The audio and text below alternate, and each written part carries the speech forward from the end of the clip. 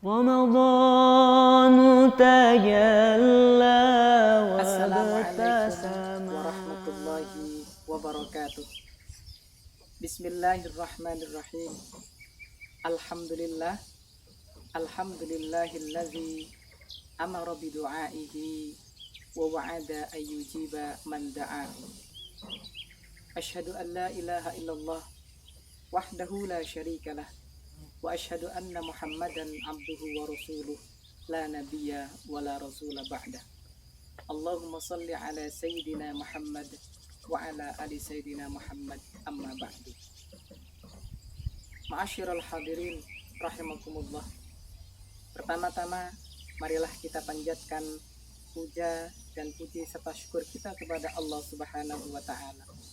Pada kesempatan yang berbahagia ini kita masih dapat diberi kesehatan, keselamatan dan diberi umur panjang oleh Allah Subhanahu wa taala, sehingga kita masih bisa melaksanakan dan merasakan manisnya ibadah puasa di bulan suci Ramadan meskipun masih dalam keadaan pandemi. Alunan salawat dan salam semoga selalu tercurah limpahkan pada junjungan kita Nabi besar Muhammad sallallahu alaihi wasallam. Beliau adalah panutan umat.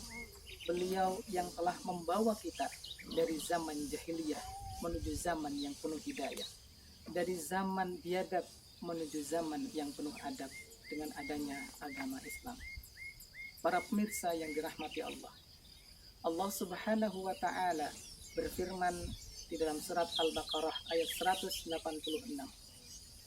A'udzu billahi minasy syaithanir rajim. Bismillahirrahmanirrahim. Wa idza sa'alaka 'ibadi 'anni fa inni qarib.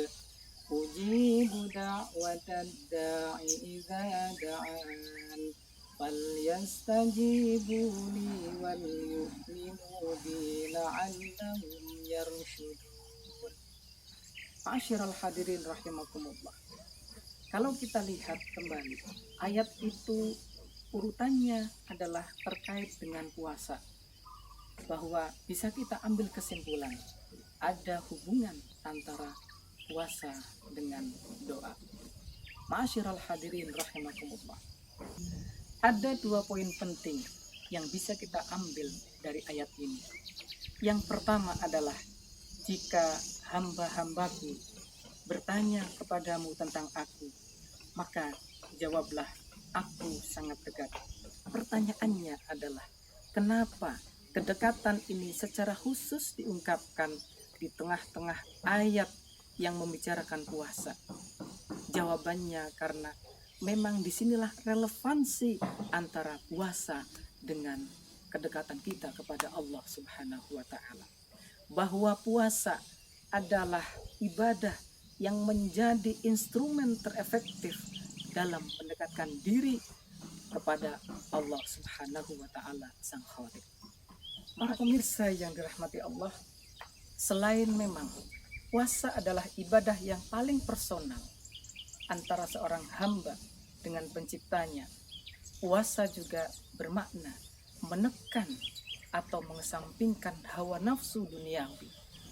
Dan pengekangan terhadap hawa nafsu inilah yang menjadi kunci taqarrub kedekatan kita dengan Allah Subhanahu wa ta'ala.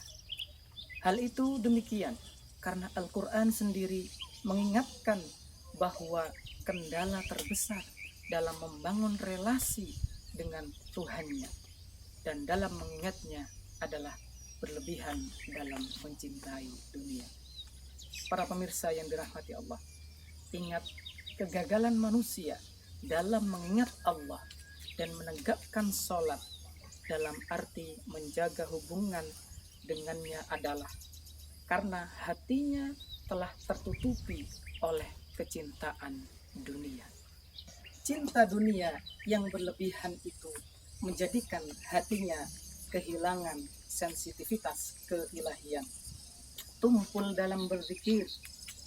Ketika hati telah kehilangan sensitivitas ilahi, tumpul dalam mengingat Allah, maka mudah terjatuh ke dalam dosa-dosa dan kesalahan.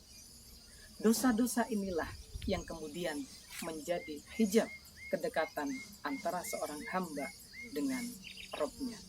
Oleh karena itu, substansi puasa adalah menekan hawa nafsu dunia sementara, menjadikan puasa sebagai kunci kedekatan dengan Allah Subhanahu wa Ta'ala.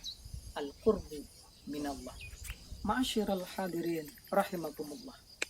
Yang kedua, konsekuensi langsung dari kedekatan tadi adalah Allah mengabulkan doa hamba yang meminta.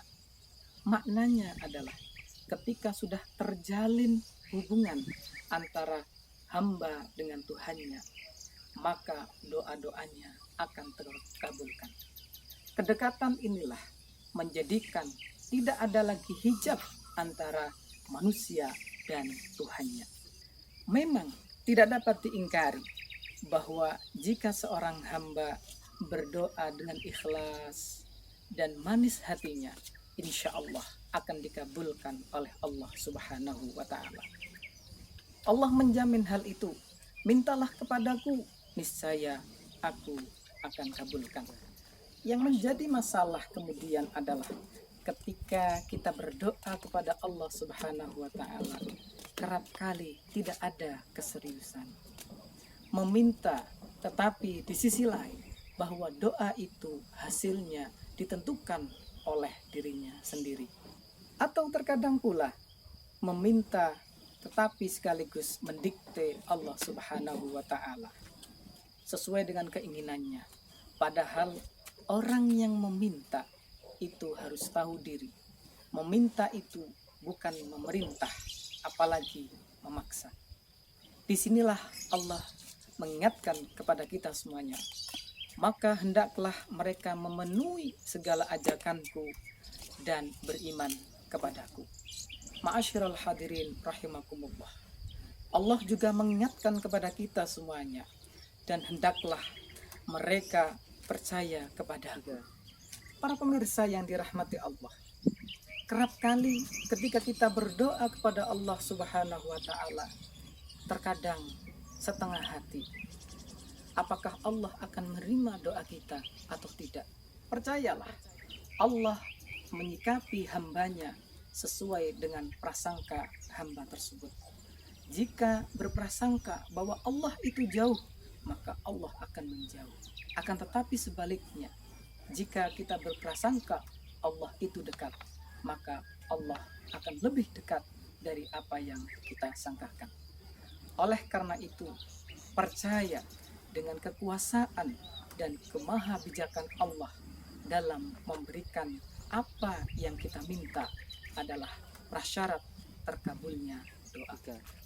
Ma'asyiral muslimin rahimakumullah. Kesimpulannya, di bulan suci Ramadan ini, marilah kita perbanyak doa kepada Allah Subhanahu wa Ta'ala. Karena di bulan ini kita bermujahadah mendekatkan diri kepada Allah Subhanahu wa Ta'ala dengan proses menahan hawa nafsu duniawi kita.